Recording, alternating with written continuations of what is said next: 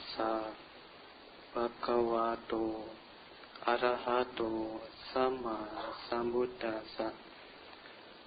Namo tassa bhagavato arahato sama sambuddhassa. Namo tassa bhagavato arahato sama sambuddhassa. Dirancak panyancak bahusudancak dorai hasilang watarang aryang tang tadisang sapurisang sumedang bahajeta nakapatang wa candima. Ikutilah orang yang pandai, bijaksana, terpelajar, tekun, patuh dan mulia.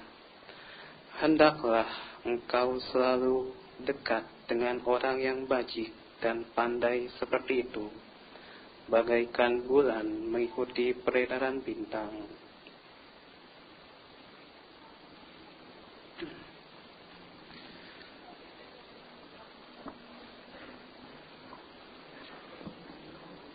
Kepada ibu, bapak, saudara-saudari sedama yang saya hormati, yang berada di Dhammasala maupun di luar Dhammasala dan di Uposatagara.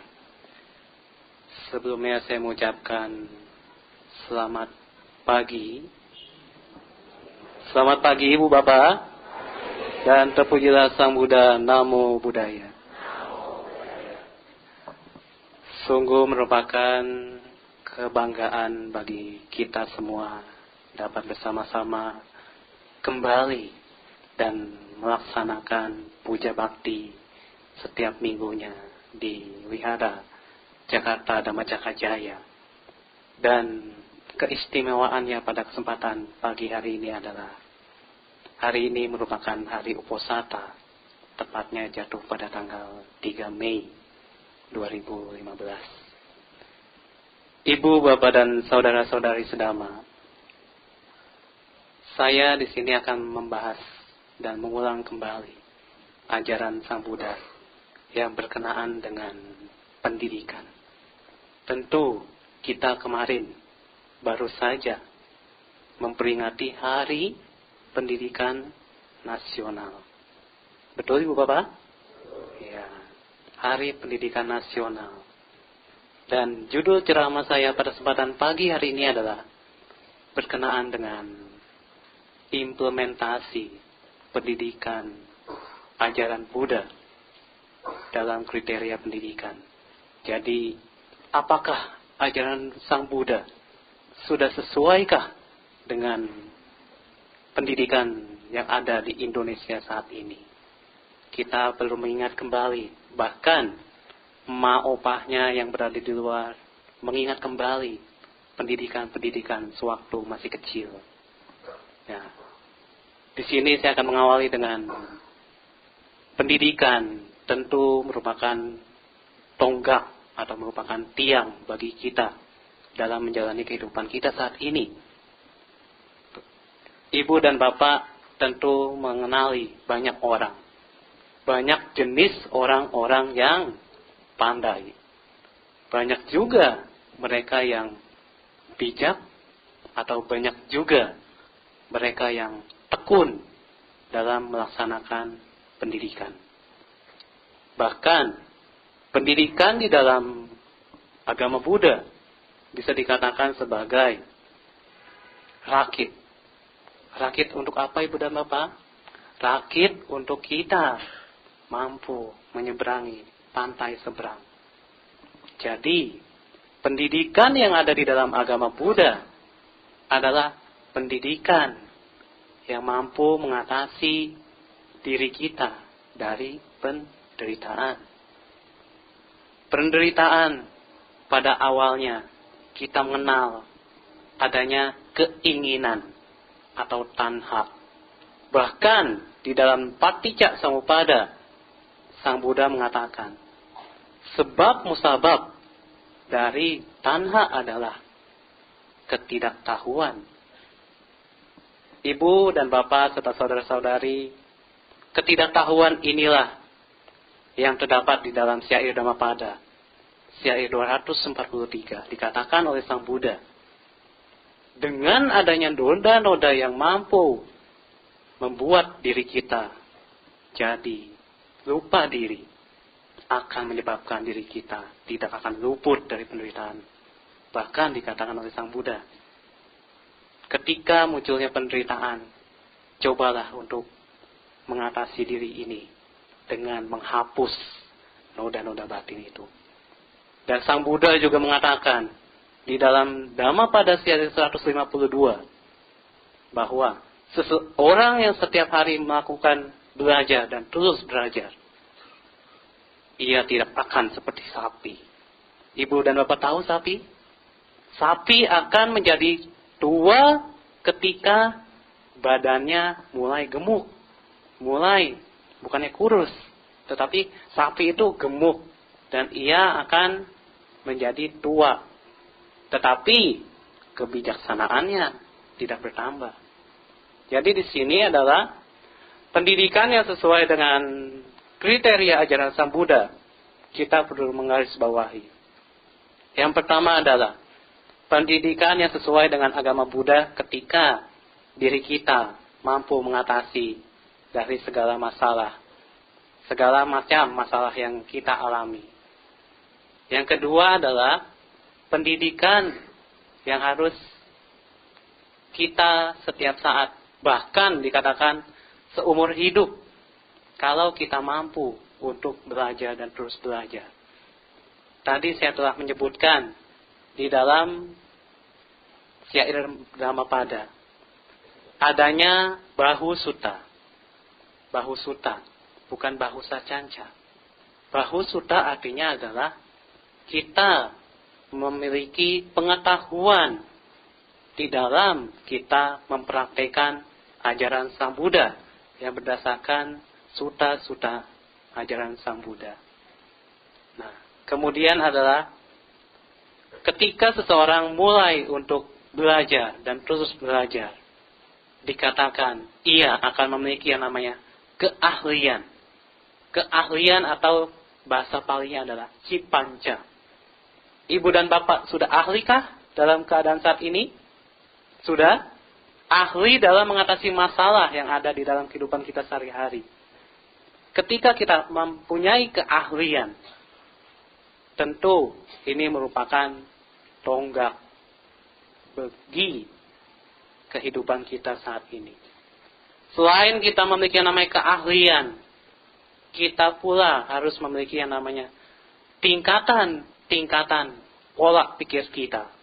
Tentu ibu dan bapak sewaktu anaknya masih kecil, bahkan ibu dan bapak sebelum menjadi dewasa, pernah kan dites IQ? Pernah? Jadi dengan kita dites IQ itulah kita mampu mengenali potensi kita seberapa besar. Dikatakan bahkan di dalam kitab Anguttara Nikaya, Sang Buddha mengatakan ada 4 macam tingkatan bagi seseorang yang mampu menjalankan, yang mampu mempraktikkan pendidikannya. Yang pertama adalah seseorang yang berintelektual, atau kita bisa katakan IQ. Di dalam bahasa Pali dikatakan sebagai ugat citanyu. Jadi seseorang yang mampu memiliki intelektual yang tinggi bisa diibaratkan seperti bunga teratai yang ada di kolam dan muncul di permukaan pada saatnya yang tepat. Kemudian yang kedua adalah seseorang yang memiliki emotional quotient. Dalam artian apa ibu dan bapak? Seseorang ini memiliki emosional yang bisa dikendalikan dalam dirinya. Dikatakan sebagai wipacitanyu. Ya, wipacitanyu adalah bagaikan teratai. teratai yang masih belum muncul di permukaan dan akan segera muncul. Yang ketiga adalah seseorang yang masih dalam tahap berlatih, dikatakan sebagai neo. Seseorang yang masih berlatih, ia diibaratkan seperti bunga teratai yang masih di bawah permukaan air. Bahkan bunga teratainya belum muncul, masih dalam bentuk daun. Dan yang keempat adalah bunga teratai atau diibaratkan bunga teratai yang tidak akan pernah muncul. Diibaratkan sebagai seseorang yang gagal dalam menempuh pendidikan. Sebagai seseorang ini diibaratkan seperti bunga teratai yang masih belum muncul. Dikatakan di dalam bahasa Pali adalah padi paramu. Jadi kita bisa mengibaratkan pendidikan di dalam Indonesia. Kita mengenal dari kurikulum KTSP pada tahun 2006. Ketika kementeriannya berganti pula dengan kurikulum 2013.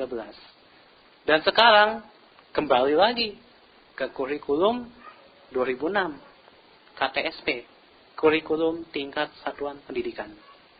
Jadi ketika anak kita disekolahkan, sebenarnya adalah pendidikan yang dapat dikatakan di dalam ajaran agama Buddha. Ketika seseorang mampu mendidik anaknya yang tadinya tidak baik menjadi baik, yang tadinya hiperaktif menjadi tenang. Atau seseorang yang guru profesional adalah seseorang guru yang mampu merangkul anaknya saat belajar. Ibu dan bapak mampu merangkul anaknya saat belajar? Mampu? Mampu tidak? Ya? Belum ya? Ya, inilah yang harus kita tingkatkan. Ketika kita menjadi orang tua yang baik, bahkan orang tua yang bijaksana, di saat anaknya mulai belajar, cobalah untuk menemaninya. Atau cobalah untuk tanyakan, apakah ada kesulitan di dalam belajarannya. Kenapa anak-anak zaman sekarang tingkat kedewasaannya cepat, tingkat kedewasaannya lebih cepat dibanding diri kita sewaktu masih kecil? Tentu ibu dan bapak tahu, perubahan zaman ataupun kemajuan teknologi yang mampu mengubah semua pola pikir anak-anak.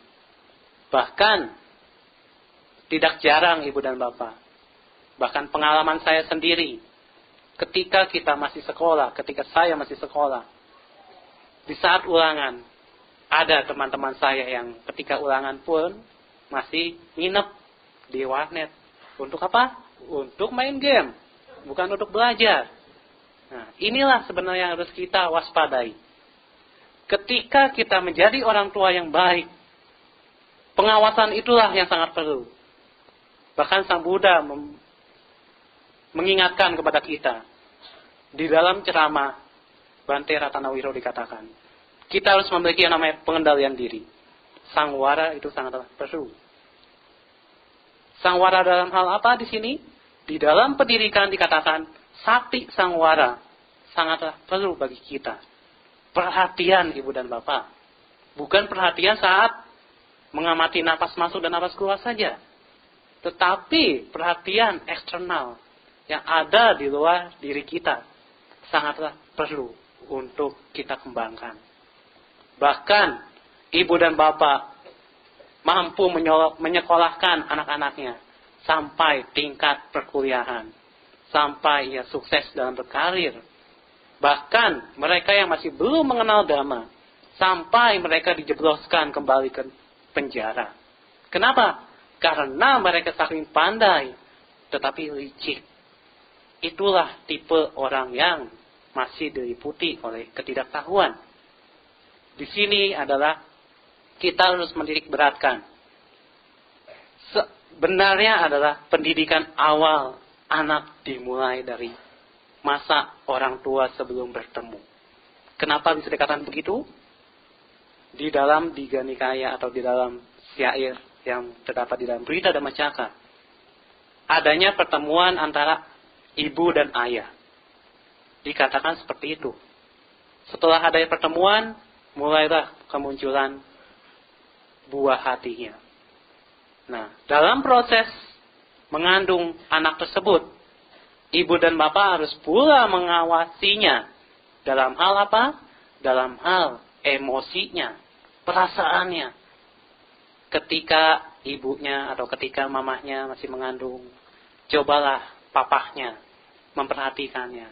Bahkan dikatakan di dalam Parita Anggulimala, ketika seseorang mengandung, cobalah sering membacakan Parita Anggulimala atau membacakan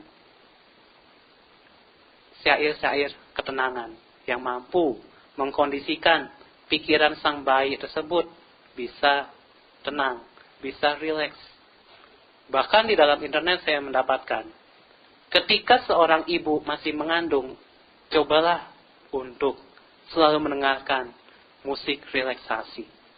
Kenapa?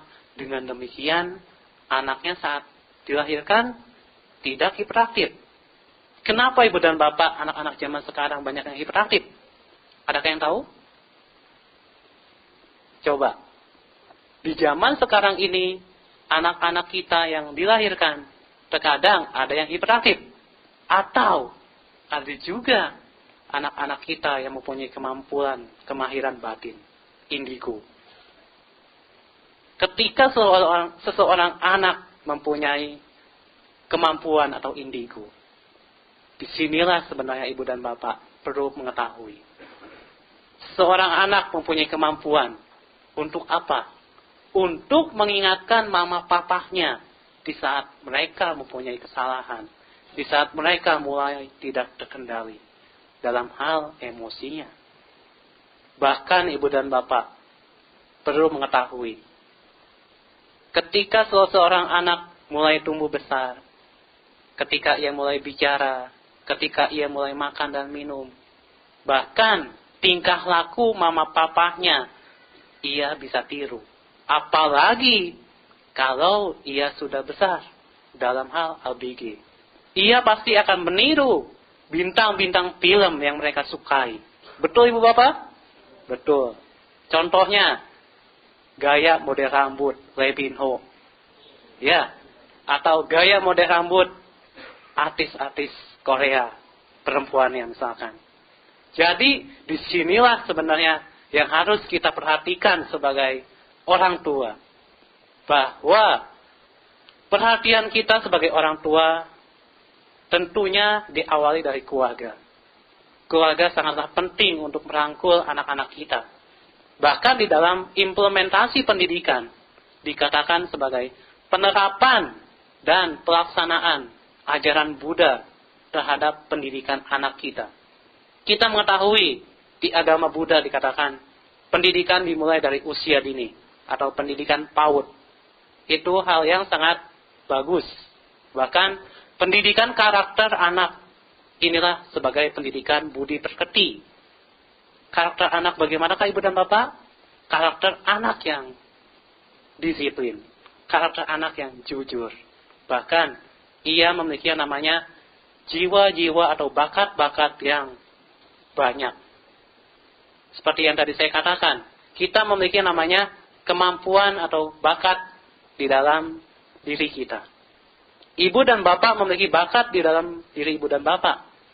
Namun, kalau tidak dikembangkan bakatnya, akan selalu terpendam. Seperti yang terdapat tadi saya katakan, ibarat bunga teratai yang akan tidak pernah muncul.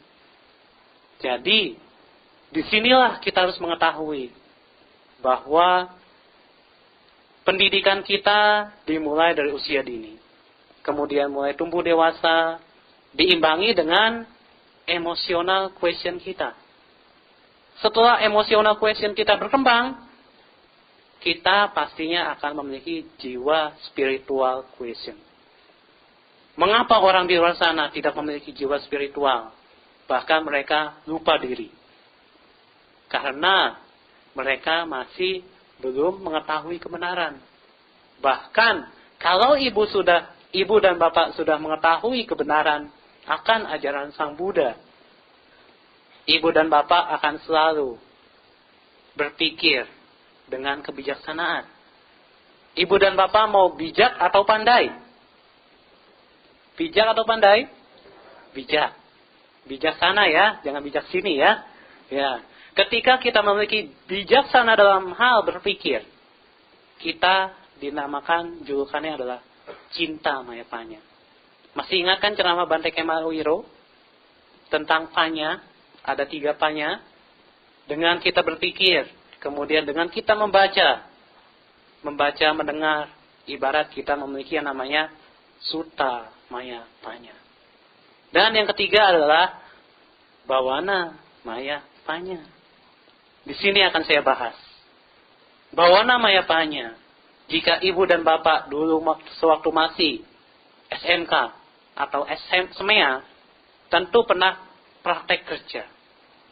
Jadi saya bisa menjulukan bawana maya panya bagaikan kita PKL. Praktek kerja langsung. Kenapa? Dengan kita melakukan bawana maya panya, mempraktekkan bawana maya panya, otomatis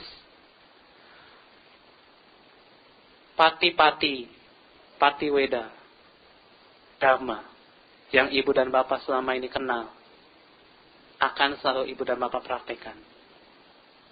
Apalagi ketika kita mengenyam pendidikan, kita memulai pendidikan, diawali setiap saat dengan melakukan bawana.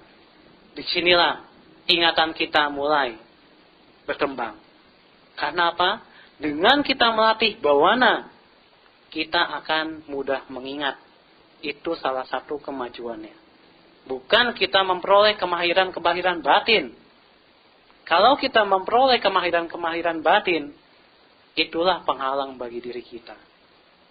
Jadi, dengan kita memiliki cinta maya panya, sutta maya panya, dan bawana maya panya, ibu dan bapak akan memiliki pendidikan di dalam spiritual quotient. Jadi antara intellectual quotient, emotional quotient, dan spiritual quotient haruslah seimbang. Kalau tidak seimbang, maka kerugian yang akan kita dapat. Bahkan dikatakan di dalam Dhamma, kita selalu lahir dan terus lahir. Ketika kita lahir di alam manusia, tujuannya adalah untuk membuat rakit. Rakitnya apa, ibu dan bapak? Rakitnya adalah dengan melaksanakan Dhamma, dengan mempraktikkan Dhamma. Ketika kita mempraktikkan Dhamma, pendidikan apakah yang kita dapat? Bahkan ketika ibu dan bapak mengajak anak-anaknya setiap minggunya ke wihara, anak-anaknya pun akan memperoleh pendidikan. Pendidikan di dalam sekolah minggu Buddhis. Ketika kita memperhatikan anak kita dengan karakter-karakter Buddhis, tentu moralitas diri kita maupun anak kita akan selalu terjaga, akan selalu seimbang. Ibu dan bapak harus ketahui, pendidikan di dalam agama Buddha diperoleh ketika kita masih di dalam kandungan. Itu yang pertama. Kemudian yang kedua adalah ketika orang tua kita membesarkan kita. Kita akan mendapatkan pendidikan formal di sekolahan. Namun sebenarnya adalah pendidikan yang paling penting adalah pengalaman kita. Pengalaman kita ketika nanti kita terjun di masyarakat. Ketika ibu dan bapak kerja atau ketika anaknya mulai kerja. Disitulah pendidikan yang sebenarnya. Pendidikan apa? Pendidikan mengenali jenis-jenis manusia. Jenis-jenis orang. Bahkan saat bekerja pun ada yang menjengkelkan. Ada yang membuat kita marah. Itulah pendidikan kita yang sebenarnya. Pendidikan kita untuk mengontrol emosi-emosi kita. Ketika ibu dan bapak mampu mengontrol emosi-emosi ibu dan bapak, bisa dikatakan emotional quotient dari ibu dan bapak serta saudara-saudara sedama akan lebih berkembang. Apalagi kalau diimbangi dengan bawana. Jadi, ketika ibu dan bapak mulai mau untuk melakukan bawana, disitulah pendidikan dalam hal pikiran ibu dan bapak akan berkembang. Bawana di sini tidak sangatlah sulit. Kalau ada niat, kalau ada kemauan. Ketika tidak ada kemauan, kita masih jauh dari melihat dhamma yang sesungguhnya. Karena apa ibu dan bapak? Kalau kita memilih atau kita mempraktekkan bawana di sini dengan sendirinya, nyana atau pengetahuan akan muncul.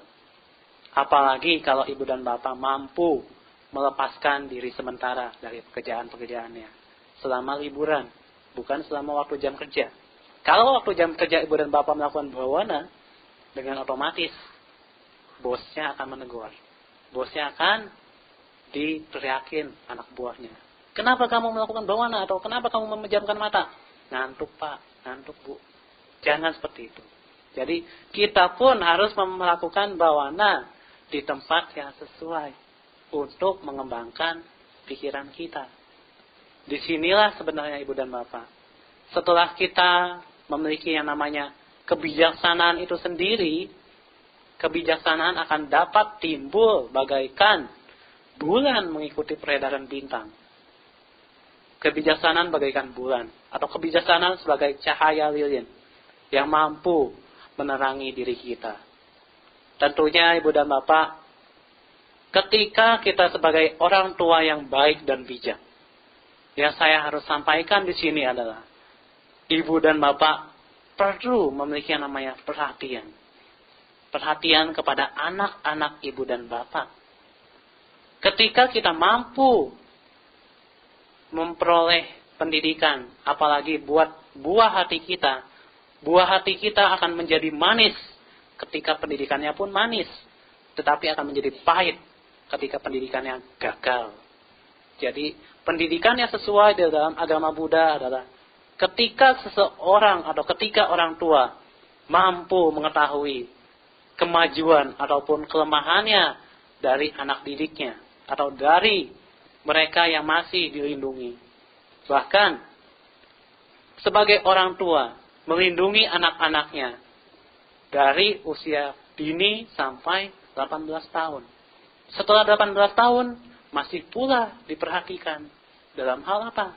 Dalam hal ia memperoleh atau ia memilih kuliah yang sesuai. Ketika ia mampu mengenali keterampilannya, ia akan menjadi seorang yang bijak. Ia akan menjadi seorang yang sukses dalam hal pekerjaan. Karena apa? Kita sebagai manusia ada dua kesuksesan. Yang pertama adalah kesuksesan di dalam pekerjaan. Yang kedua adalah kesuksesan di dalam pengalaman hidup kita.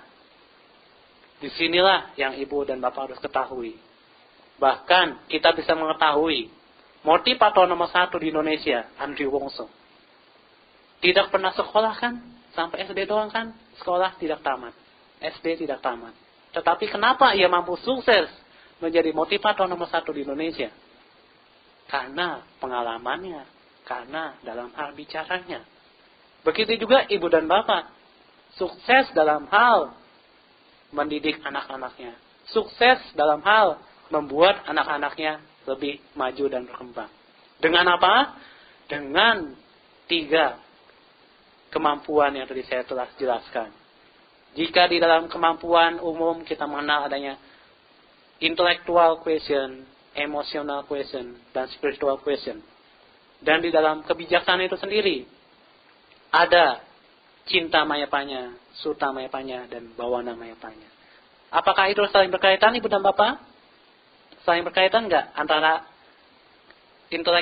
intellectual quotient sama cinta mayapanya? Coba. Saling berkaitan enggak? Ya? Kita mampu berintelektual. Kita mampu berpikir intelektual. Berpikir aja. Tetapi tanpa diimbangi dengan bawana mayapanya. Sama saja kosong. Maka kenapa? Kita terkadang melihat ada orang yang pandai berbicara. Hanya dalam hal berbicara, ia mampu Apalagi ia menyukai perdebatan. Tetapi dalam hal praktek disuruh kuliah, ogah, males. Disitulah sebenarnya dia dikatakan kalah.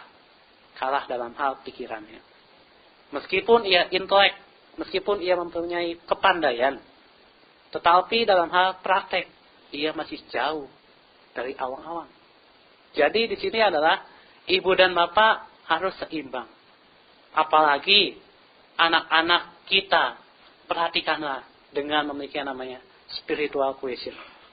Ketika anak-anak ibu dan bapak mampu diperkenalkan dengan spiritual quotient, jangan takut anaknya untuk menjadi biku. Kata-kata orang tua takut. Aduh Bante, saya takut kalau misalkan anak saya diiming-imingi dengan meditasi. Suatu saat nanti ia akan menjadi biku. Jangan seperti itu.